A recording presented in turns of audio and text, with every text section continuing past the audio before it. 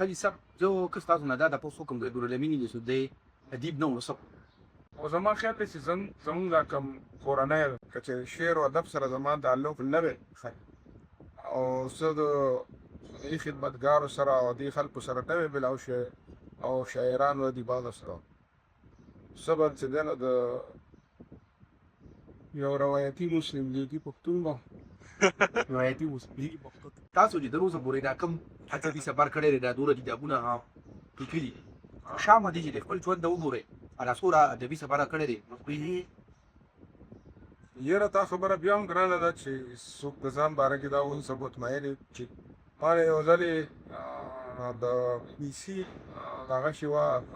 صفي علي مې دلته راغلې وه هغې ما ته وایي چې ته د دې ادب نه چې څه توقعاتو ستا هغه پوره شو که نه دې باره کې څه سوچ کوې نو ما ورته وایي چې کله په ابتدا کې زه دې فکر رالم لکه نوې زه خپل سیاسي مشرانو سره مې لاړ شو په ادبي سره هغه وخت زما څه توقعاتو پیدا شو او زما دا خیال و چې زما دا لیک وروست چې دی نو دا به ډېر لوی بدلون راولي ډېر لوی انقلاب ډېره موده ما په دې بېهوشۍ او مدهوشۍ کې سفر وکړ 10-15 کاله اوس خو زه داسې شوی یم چې دا ادب چې دی نو دا یو دریاب او زه یو کب یم نو څنګه چې مې د اوبو نه راوباسي او هغه وتړ کېږي او مړ شي اوس خو زه اوس نه بغیر ژوند شي اوس نو مې بخا پدونه نه اوس بغیر د دین نه پایم آرټ فار د سیک اف د آرټ اوس دا خبره ده چې لکه تر دې حده پورې چې کم لیکل ما کړي دي مطلب دا 40 کاله سکو شاو شو کوم 20 کاله کې موږ ډېر جهاد کړی د باش سورا سوري ملګری دا تور وسایل ترانسپورټ هم نو تاسو کنه ډکه موبایل یې ولري خدا دې چې هغه کم جدوجہد مونږ کړی دی اخري 20 کاله چې دي نو هغې دومره خو رنګ راوړی دی زما د ذات په حواله چې خلکو ځوانانو پیغلو ټولو زامنو ټولو ما سره مینه کړې ده بې بدله مینه را سره کړې مشرانو ملګرو هم را سره مینه کړې ده ټیک ته چې پرخوا به هم پیدا شوي خو لکه او دې زه دا ګڼم چې لکه زه چېرته لاړ شم او محفل ته لاړ شم او هلته کې ما سره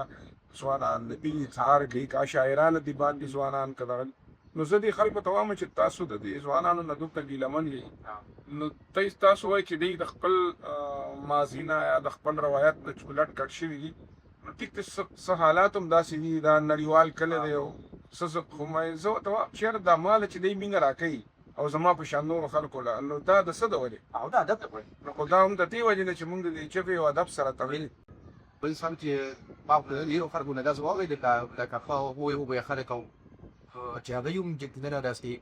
هغه په یو څه شي وایي یاره بس کړې کام دي نوې بیداري دي بلکې بیداوي تاسو خو چېرته تاسو څه لرې نه چې نه زه خو یو خو دا ده چې زه پښتانه که هر څنګه دي نو زه ما ورسره پیدا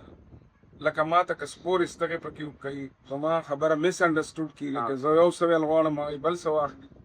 او شاعرانو ادیبانو کې هم داسې خو زه دا ګڼم چې موږ هم انسانان یو او په نیم قبایلي او نیم تمدني دوره کې ژوند بیا موږ د یو ریاست اکایي ویو چې هغه ریاست کې د تېرو 50 کالو داسې یو جنګ وشو نو د هغه جنګي اقتصاد کې زموږ دا بچي نو زه دا ګڼم چې د دې باوجود هم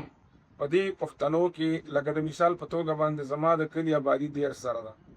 شاه منصور په 10 زره آبادۍ کې به زما خیال دی چې داسې هلکان شنیکۍ او مشران چې 200 هم ني چې هغه انتهایي خراب سب دا چې راته کوم څه دې کړل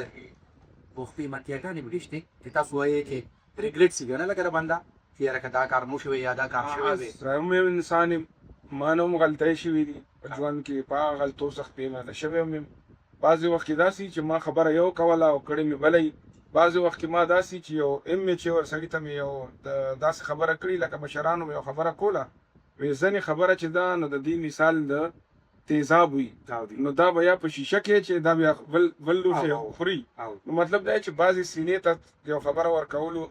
ما نه ده ورکړې بل دا چې بعضې وخت کې زه لیټ شوی یم یو کار ماله کول په کار د هغې زما د هغه لیټتوب د وجې نه هغه کار خراب شوی دی یا نه دی شوی نو داسې په ژوند کې ډېرې خبرې خو هغه ځای هغه مایوسي ما زړه ته اچولې ده چې کوم کې کام ته نقصان شوی دی یا انسان ته نقصان شوی دی ځکه چې ما چېرې ارادتن دا په خپل ژوند کې چاته نقصان نه دی رسولی، نه ما چاته چا سره بد کړي دي ارادتن، نه ما د چا سپکاوی کړی دی ارادتن. خو لکه په ژوند کې داسې خبرې راغلي هم دي چې لکه وروستو ما بیا سوچ کړی دی چې یاره ما له داسې خبره نو داسې یو ریګرټ خو نشته چې زه وایم چې لکه هغه د ټول عمر د بنده زړه ته یو غم واچوي چې ما لکه داسې یو خو داسې وړې وړې بلا خبرې راغلي دي چې هغه زه اوس لکه په شا ګورم نو زه وایم چې لکه ما له داسې نور کوئ. خپله داسې ساده اتجاه نه دی خو نو زما خیال دی یو خو دا دی چې زه په هر چا باندې اعتبار کوم، لکه هر چا سره او لکه هر چا ته د زړه خبره کوم. یو دویمه خبره دا ده چې بعضې وخت خاموشي پکار وي او زه چې دی نو کثرت کلام وکړم نو هغه ما ته نقصان راکړي. لکه ځینې ځایونو کې خاموشي پکار وي که نه، نو د هغې لکه زما دا زیاتې خبرې کول چې دی نو دا هم بعضې وخت ما دپاره مسله پیدا کوي. نو دا څیزونه شته لکه په هر انسان کې. بل دا ده چې ځینې وخت کې داسې وشي چې زه ډېر په وړه خبره باندې خفه شم او ځینې وخت کې به لکه زه ظاهري خبره باندې دوکه شم او هغه ما ته نقصان وکړي. نو په حیثیت انسان आपका कमी कुछ شته بلا زامه هم شته خوبه هم شته څنګه ټول انسانانو کې او د ځان ډیپاین کول ډېر ګران دي.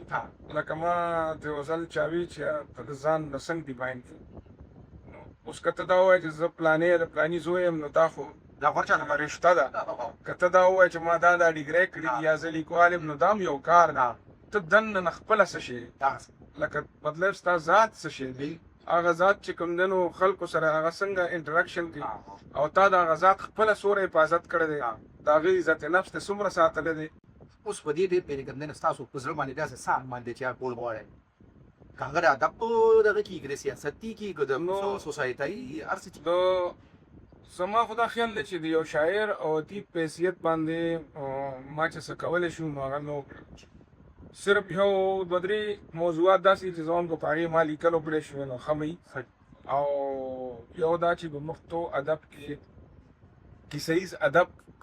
او د دنیا کیسه ییز ادب په دې زه وایم چې دا زما فیلډ دی فکشن. نو یو مې په دې او دویم مې دا چې د پښتو چې د پښتو دپاره مشرقي تحقیقي او تنقیدي اصول ځکه چې موږ څخه هغه نشته چې هغه موږ د مغرب هغه هم راواخلو خپل چې موږ د دې نه علاوه چې کوم د یو پلار په حیثیت مې دا ارمان دی چې زما دا بچي سیټ شي.